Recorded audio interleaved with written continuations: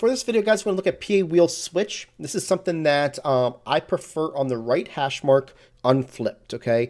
Now, it can work on the left hash mark flipped, but there's a difference in the way this formation lines up. I'm going to show you to you real quick the reason why, right?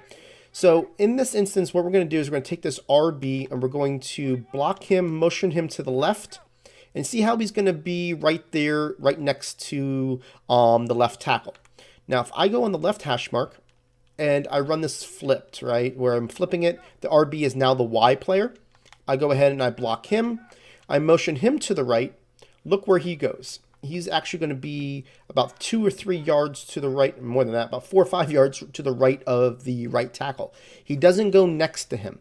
And because of that, it does change it up a little bit. So that's why I prefer this one on the right hash mark unflipped, but for it to work the best way, okay? Now, what we're going to do here for this play is we're going to do the man activation wheel route that we really love, that we've shown you in a lot of different videos. We're going to put the B on a streak. Then we're going to block our running back and move him to the left and put him on a slant. Now, what this is going to do is going to give yourself the ability to have that high-low with the hard flats. You're going to hit the wheel. On cloud flats, they're going to man activate, and you're going to be able to hit the slant.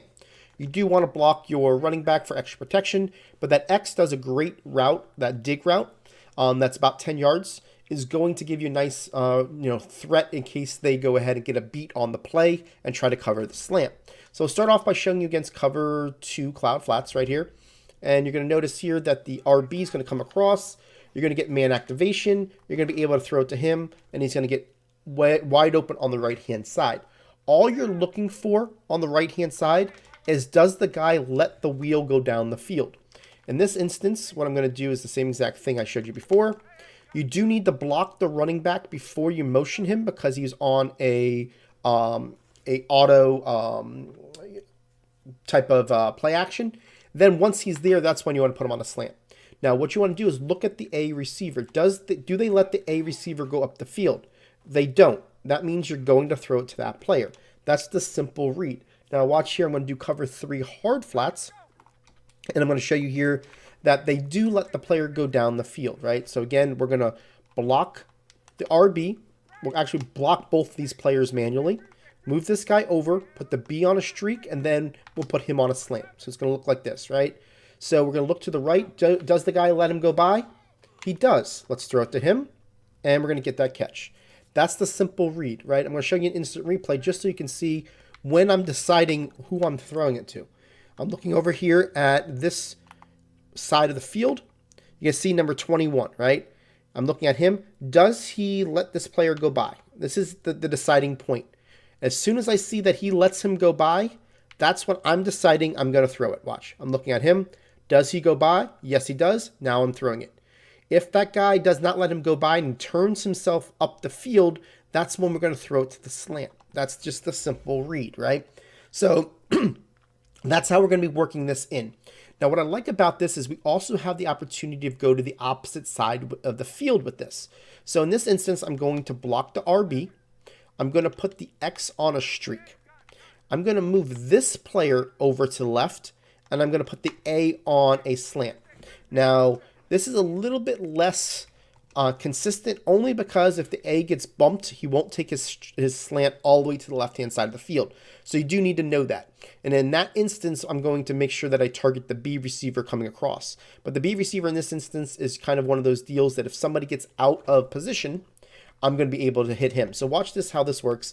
The A is going to go across. He didn't get bumped, so he's going to be able to go all the way across the field. And you can see how he's going to get open because of man activation.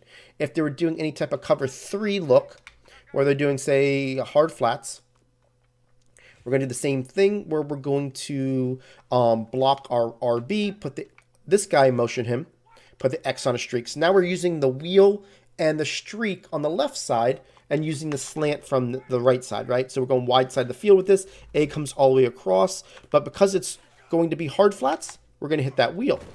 If it was cloud flats, we would have hit the other player. And that's all I was looking for in that instance is, does this player over here, when we do it, Does he let this player go by him? As soon as I see that he lets him go by him, that's when I'm throwing it to him, right? It's the same principle. But the fact that we can do it to both sides of the field from the same hash mark is pretty cool. It definitely will give you that opportunity to kind of, you scheme it type deal, right? So here is cover 3 cloud flats. So in this instance, I want you to watch the player that's above Freeman, number 24.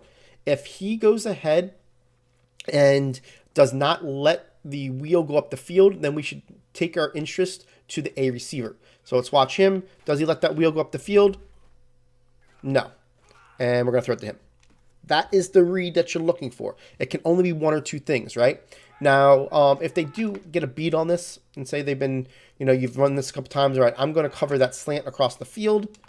Well, not that big of a deal. That's where we're going to make sure that we have that back route, which is now going to be the B route, right? So here's the setup. And, you're going to be able to do this. If you expect that, I like to put the guy on a smart route. But that's only if you expect, that, or if you have the time to do it. There's no reason not to if you have the time. But you can see here, we're going to look at this A. Does he go across the field? Okay, yeah. Now we're going to be able to throw it to this B route over the middle of the field because they went ahead and they took all their eyes to the left side. So as long as they cover the left side of the field, you want to look for that S route, especially if you go ahead and you smart route it. It's going to give you a little bit more room.